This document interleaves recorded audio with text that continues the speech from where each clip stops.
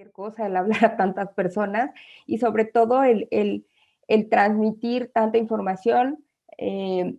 Pero bueno, voy a dar lo mejor de mí con todo el compromiso, o sea, respondiendo a ese compromiso de enlace y sobre todo de todos ustedes que están aquí porque quieren seguir aprendiendo. Bueno, eh, no sé si anda por ahí Carla que me dé oportunidad de compartir. Ah, creo que ya lo puedo hacer. Bueno,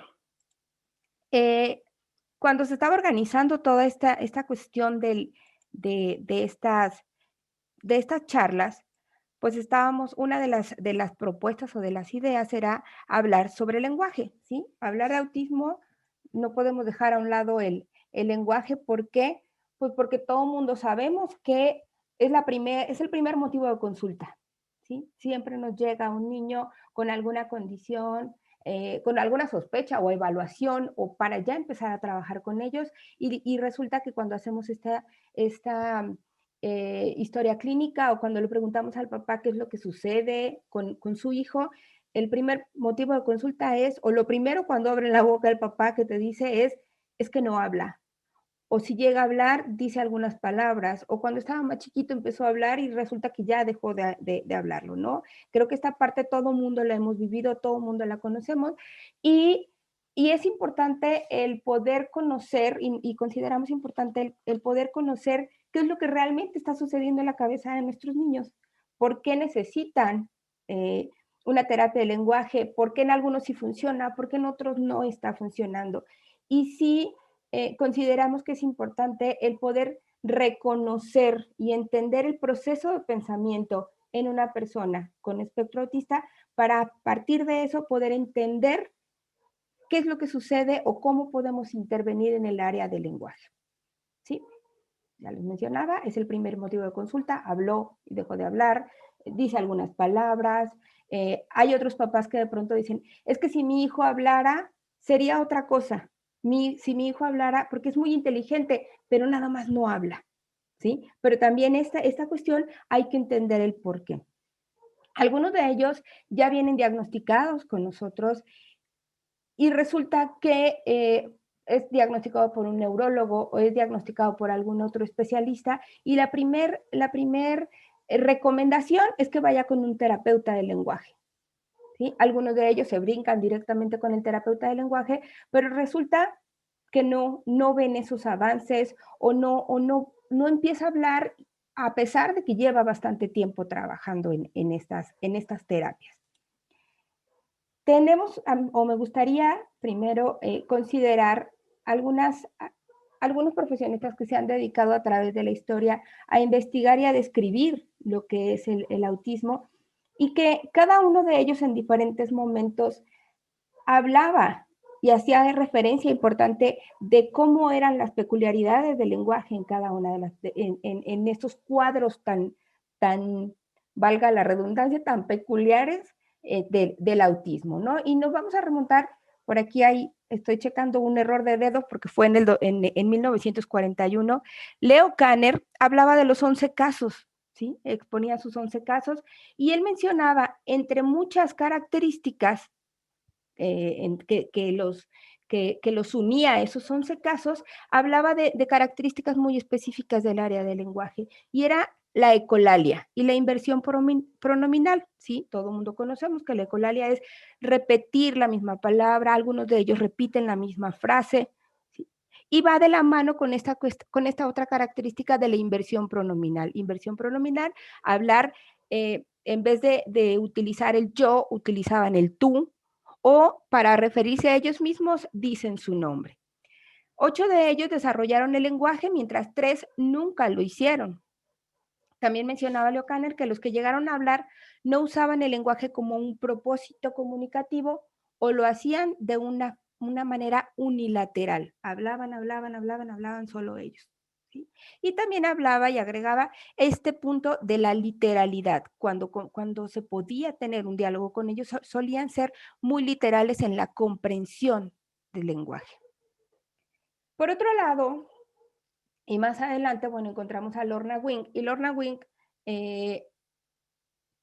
pues los que nos dedicamos al autismo, la escuchamos y la encontramos en muchos lugares, ¿no? Muchos sin conocerla, la queremos y la estimamos y la admiramos, porque bueno, Lorna Wing en 1988 fue la encargada de rescatar la información y los estudios de Leo Kanner y también los estudios de Hans Asperger, y ella fue la primera que habló de este término llamado espectro, ¿sí?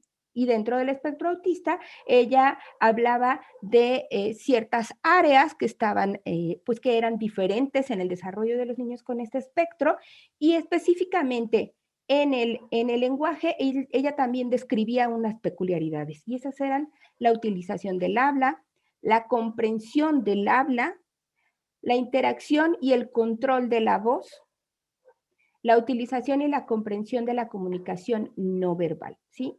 Lorna Wing en estas peculiaridades engloba las características que podemos encontrar en una persona con espectro autista, ¿sí? Y por último, encontramos a Ángel Rivière.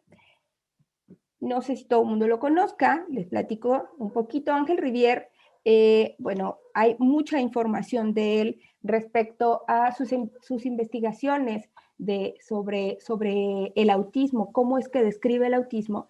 Y quiero comentarles, para quien no lo sepa, que Ángel Rivière fue de las pocas personas que pudo comprender realmente el término de espectro autista de Lorna Wing, al que se refería Lorna Wing. ¿Y qué fue lo que hizo? Él siguió o intentó seguir esta idea que proponía Lorna Wing, y lo que hizo fue, él describe un inventario del espectro autista, no sé si todo el mundo lo conozca, pero bueno, lo que hace él, describe 12 dimensiones de ese espectro tan amplio. Y dentro de esas 12 dimensiones, que bueno, por motivos de tiempo no vamos a verlas todas, pero bueno, están en la red, ustedes pueden investigar, es información muy fácil de conseguir, pero lo que quiero ahorita retomar o hacer énfasis son en la cuarta dimensión, la quinta y la sexta, en donde en esta área él describe las peculiaridades del lenguaje. Él menciona que en la cuarta dimensión habla sobre las funciones comunicativas, y él presenta o expresa que las personas con autismo tienen ciertas dificultades en la cuestión de la función comunicativa. Y se refiere a ¿qué es la función comunicativa? Se refiere al lenguaje, pero también a las conductas que tienen la intención de comunicar algo a alguien, ¿sí? En algunas otras ocasiones y en algunos momentos que me toca hablar sobre el lenguaje, el desarrollo del lenguaje, pues una de las cosas que recordamos es esto que aprendimos en la primaria, ¿no? Para que exista la comunicación debe haber un emisor, un receptor y un mensaje. Y eso no lo aprendimos de memoria y lo tenemos metido hasta la médula espinal. Para que haya comunicación, eso lo tenemos. Sin embargo, vemos entonces que nuestros niños con autismo tienen esa dificultad y por eso no se da esta cuestión de la función comunicativa. Y encontramos casos de niños que tienen a lo mejor el mensaje, pero no saben a quién se lo van a decir, entonces no tienen el receptor. Muchos niños tienen el receptor, pero no tienen el código. ¿Y qué sucede? Pues entonces tienen a veces este uso instrumental. O simplemente no comunican, simplemente no comparten.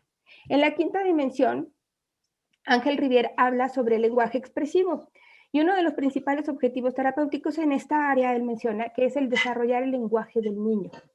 Y bueno, aquí hace algunas referencias en su inventario del espectro autista de una propuesta de los sistemas alternativos y aumentativos de comunicación.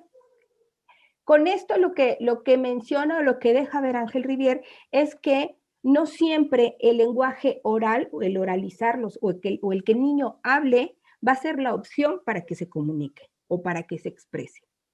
En la sexta dimensión, él habla del lenguaje receptivo y describe las características y ese espectro tan amplio del lenguaje receptivo en el autismo, y él menciona que es importante conocer el nivel de comprensión del lenguaje de nuestros niños para así determinar la mejor forma de comunicarle lo que pretendemos enseñarle. Si no me entiende, entonces obviamente pues no va a poder hablar.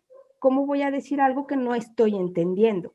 Algunos de ellos podrán repetirlo como periquito, Y ahí encontramos muchos niños que tienen muchas palabras, pero que no están comprendiendo el significado de lo que están diciendo. ¿Sí?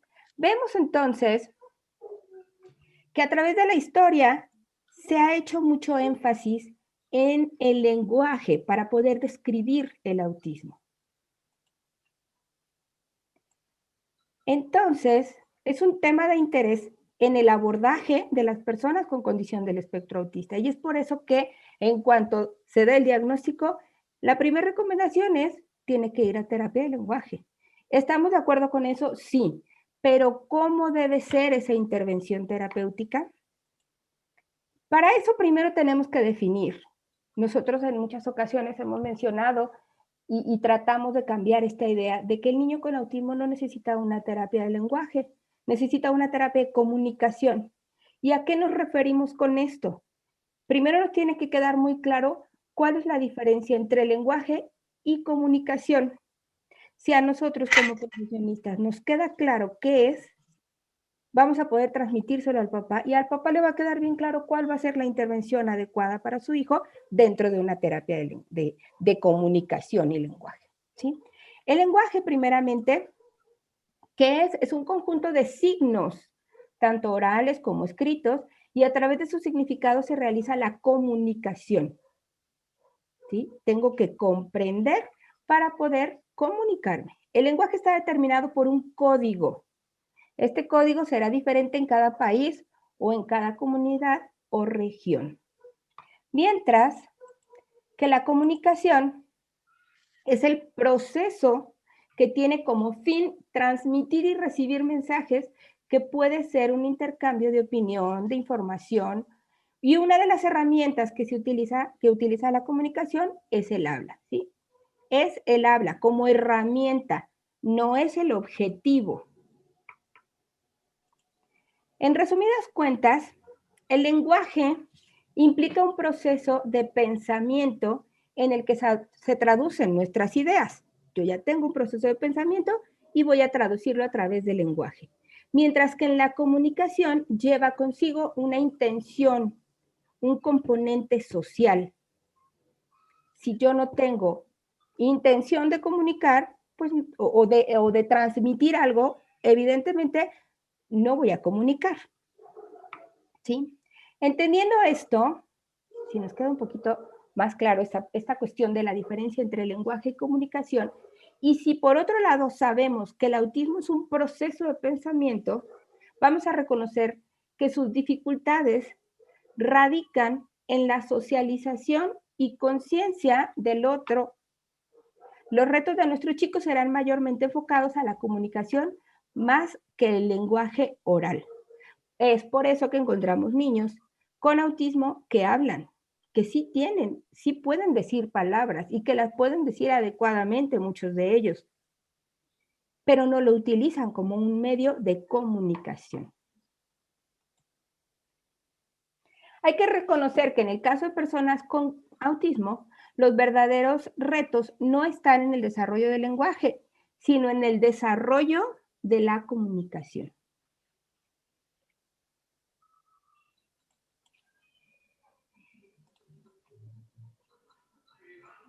Y bueno, hay muchas explicaciones, hay muchas teorías que hablan de qué es lo que está sucediendo en la persona, en el lenguaje de la persona con autismo. Hace un momento, Eduardo mencionaba que la vida me ha llevado a trabajar con muchos niños con diferentes trastornos del lenguaje, incluso hacer esta diferenciación en ocasiones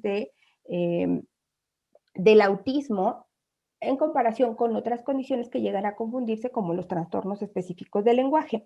Sin embargo, también al momento de poder hacer esta diferenciación entre ciertas condiciones, aunque encontramos de pronto características similares en el desarrollo del lenguaje, sí, tal cual, en el desarrollo del lenguaje de ambas condiciones, sí es importante el reconocer la causa eh, de lo que está pasando en la cabeza de nuestros niños, tanto con autismo que con un niño con un trastorno específico del lenguaje. Y eso va a cambiar, nos ayuda para el diagnóstico diferencial, pero también nos va a ayudar para entender la intervención. No es lo mismo, aunque encontremos a un niño con un trastorno específico del lenguaje y un niño con autismo con las mismas características, la manera de trabajar va a ser diferente y la manera, el abordaje va a ser distinto. ¿Por qué? Porque el proceso de pensamiento de uno y de otro va a ser distinto. Y entonces, yo les decía que hay varias maneras hay varias teorías que pueden explicar qué es lo que sucede en la cabeza del niño con autismo y el por qué no está llegando a desarrollar el habla o el lenguaje como cualquier otra persona. Y bueno, en esta ocasión quisiera compartirles eh, una propuesta y voy a sacar nuevamente a Ángel Riviera. Ángel Riviera hace un comparativo o hace una descripción de qué es lo que sucede en las personas con autismo y el por qué no llega a desarrollar el lenguaje y la comunicación como el resto de las personas. Y bueno, él menciona y él dice que tenemos que conocer primero las propiedades y características o las funciones, que también podemos encontrar como funciones, del lenguaje. Y él habla de tres propiedades muy específicas que tiene el lenguaje y al entenderlas vamos a poder entender y compararlo con este proceso de pensamiento que tienen nuestros niños con autismo. Y la primera propiedad que habla es la propiedad de la generatividad. ¿A qué se refiere con la propiedad de la generatividad? Bueno, esta propiedad describe que el lenguaje es un sistema generativo. Puede producir infinitas oraciones gramaticales en una lengua, ¿sí? Lo estoy haciendo yo y lo hacemos todas las personas cuando estamos hablando y comunicando alguna idea o platicando o lo que sea. Lo que hacemos es generamos oraciones para poder transmitir nuestras ideas.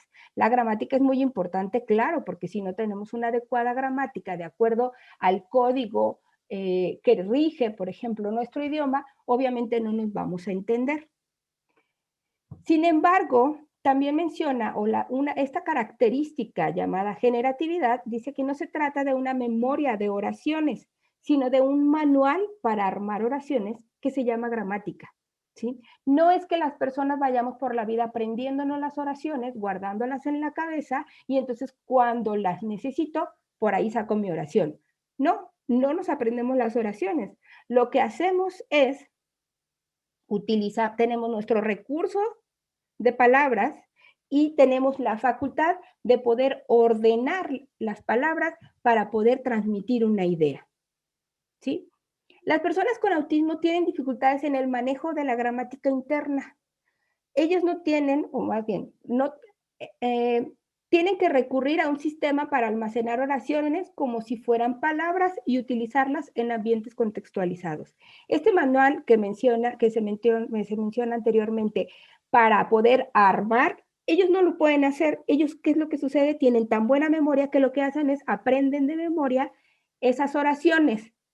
Y eso lo podemos observar clarísimamente en el momento en donde los niños presentan ecolalia. La ecolalia lo que hace es compensar esa dificultad para estructurar una frase de manera adecuada para poder transmitir una idea y lo que hacen es utilizan esas palabras. Y aquí encontramos estos niños, estas peculiares de los niños que de pronto utilizan una frase de alguna película para transmitir una idea y qué sucede que la mamá logra entenderlo muy bien. ¿Es funcional? Sí, sí llega a ser funcional, pero es diferente a lo esperado. ¿Sí? No existe esta generatividad. Por otro lado, encontramos dentro de esas mismas peculiaridades del lenguaje la función declarativa. ¿Y qué sucede aquí? Bueno, el lenguaje lo utilizamos ¿para qué? Para comunicar, para comentar cosas, para definir alguna situación, para pedir, para mantener un diálogo. Es necesario que la función del lenguaje sea de ida y vuelta. ¿Por qué? Porque entonces se convierte como lo está sucediendo en este momento, que nada más estoy hablando yo y de pronto me quedo callada y a lo mejor no se termina de complementar la idea, pero bueno, espero que sí se esté quedando claro, ahorita se va a abrir para que verdaderamente haya comunicación, pero bueno, la comunicación y el lenguaje se tienen que dar de ida y vuelta. Hay que comprender y hay que expresar. Las personas con autismo presentan dificultades en esta área, ya que para poder desarrollar un diálogo se requiere de habilidades mentalistas como la teoría de la mente. ¿Sí? Utilizamos la teoría de la mente para saber qué me quieres decir, si me estás preguntando cómo puedo interpretar lo que quieres saber, ¿por qué? Porque así es el lenguaje hay un componente de inferir a qué te refieres y qué me quieres decir, ¿sí? O cómo te expreso lo que estoy necesitando, ¿sí? Tengo que entender qué pasa en la cabeza de la otra persona. Una vez que sabemos qué es lo que pasa con la otra persona, podremos compartir nuestros intereses, nuestras experiencias, y a esto se le llama la intersubjetividad. Y bueno, ya encontramos aquí estas dos teorías que explican este proceso de pensamiento de las personas con autismo. Sí sabemos que para que haya esta comunicación o esta función comunicativa se necesita la teoría de la mente y la intersubjetividad. Evidentemente nuestros niños con autismo no lo van a, o van a no lo van a desarrollar como se esperaría. Y la tercera propiedad es la dependencia pragmática. ¿Y a qué nos referimos con la dependencia pragmática? Bueno, nosotros utilizamos el lenguaje influidos por nuestra interpretación del contexto. Todo lo que decimos, todo lo que hacemos, lo que compartimos, lo que expresamos con palabras está determinado por el contexto. Si a lo mejor en vez de mamás y profesionistas dedicados al autismo, estuvieran niños aquí, los que estuvieran escuchando, evidentemente mi lenguaje y lo que digo va a ser diferente. Mi vocabulario, el contenido de lo que digo, voy a tener que dar a lo mejor otro tipo de explicaciones. ¿Para qué? Para que me lo puedan comprender. Y aquí también está comprometida esta habilidad que se llama flexibilidad mental. ¿Y qué sucede con las personas con autismo que presentan dificultades al momento de utilizar el lenguaje desde esta propiedad debido a sus dificultades mentalistas y su proceso de pensamiento literal? ¿Sí? Y encontramos aquí casos de chicos que de pronto llegan a, pues chicos con Asperger, de pronto que llegan y te empiezan a preguntar o a platicar cosas que a lo mejor en el entorno no funcionan, ¿sí? O gente que te puede, bueno, temas que te pueden sorprender que a lo mejor no son interesantes para el resto de las personas. De pronto pongo este ejemplo de un niño que le encantaban las planchas y entonces llegaba y en vez de saludar a la gente le decía, ¿tienes plancha? ¿De qué color es tu plancha? ¿Sí? Y dices, es sociable, pues está consciente de las personas, pero no está teniendo este contexto, no está entendiendo su entorno para poder entablar una comunicación. El lenguaje suele ser abstracto y ambiguo. Una misma palabra puede tener dos significados y eso en México, híjole, yo siempre he dicho que el lugar más difícil de sobrevivir para personas con autismo que tienen dificultades en el área pragmática es México. Porque aquí en México una misma palabra significa muchas cosas. Y lo que puede cambiar va a ser el contexto de lo que estoy diciendo, incluso el tono de cómo lo estoy diciendo, ¿no? Está este ejemplo de la palabra madre, ¿sí? Y por ahí, bueno, había memes o ha habido memes que sacan que la palabra madre puede significar muchas cosas según el contexto, según cómo lo digas, según tu entonación. Y lo peor es que lo entendemos. Esto en una persona con autismo o con espectro autista le va a costar mucho trabajo el entenderlo. Y bueno, y aquí viene lo que mencionaba Theo Peters, ¿no? Las personas con autismo son hiperrealistas en una mente surrealista. Entre mentes surrealistas. El resto de las personas somos mucho más surrealistas porque podemos entender y dar muchos significados a una misma intención o palabra. Para ellos no, es muy complejo. ¿Sí? Entonces, si consideramos las características del lenguaje, estas tres que menciona Ángel Rivière, y también por otro lado entendemos el proceso de pensamiento de las personas con autismo, la cuestión de la teoría de la mente, la intersubjetividad, la débil coherencia central, la cuestión del hiperrealismo y la literalidad, entonces vamos a poder considerar que la intervención en el desarrollo del lenguaje y comunicación deberá ser otro enfoque y las expectativas y objetivos de trabajo en esta área deben ser entonces replanteadas. Ya entonces, con esto ya no lo voy a llevar a una terapia de articulación. Ya no va a ser mi objetivo el que empiece a decir palabras, en que empiece a decir sonidos. La intervención o las conclusiones a las que tenemos que llegar es que el objetivo de la comunicación de una persona con autismo no será el que empiece a hablar o incrementar su vocabulario. El desarrollo, hay que desarrollar estrategias de comunicación que le permitan al individuo integrarse a la sociedad en la medida de lo posible, reconociendo y respetando su naturaleza y proceso de pensamiento. Y aquí mencionar, y es algo que solemos decirlo, a mí personalmente me costó mucho trabajo el aprender a transmitirle al papá que mi objetivo de trabajo no iba a ser que el niño hablara. Que si el papá estaba esperando que hablara, yo no era la persona indicada para empezar a trabajar con su hijo. Porque la experiencia nos ha enseñado que si el niño tiene la capacidad de hablar, a partir de trabajar la cuestión y estimular la comunicación, el niño va a empezar a hablar si tiene esa capacidad, pero no nos toca a nosotros el oralizarlos, porque la realidad es que oralizarlo es de lo más fácil. El reto principal es que el chico pueda comunicarse y tenga sentido para él la comunicación. El objetivo de las intenciones comunicativas y la comunicación social puede ser mediante diversas herramientas, ¿no? Y aquí está las propuestas de los sistemas alternativos y aumentativos de comunicación, porque a final de cuentas, estas herramientas o estas metodologías, o sea, el PECS, el habla asignada y bueno, sin fin de metodologías que existen para poder apoyar en esta cuestión de la comunicación, son solo una herramienta que le permitirá al chico que sea un verdadero acercamiento al desarrollo de habilidades comunicativas. Pero siempre, siempre, y como lo estuvo mencionando también ahorita Adriana, debe ser enfocado a la funcionalidad. Lo que trabajemos en comunicación tiene que ser funcional para el chico, para su familia y para la escuela.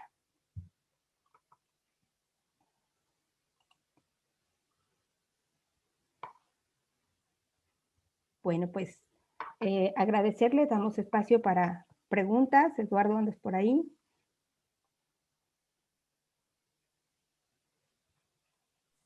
Sí, aquí ando. Ok.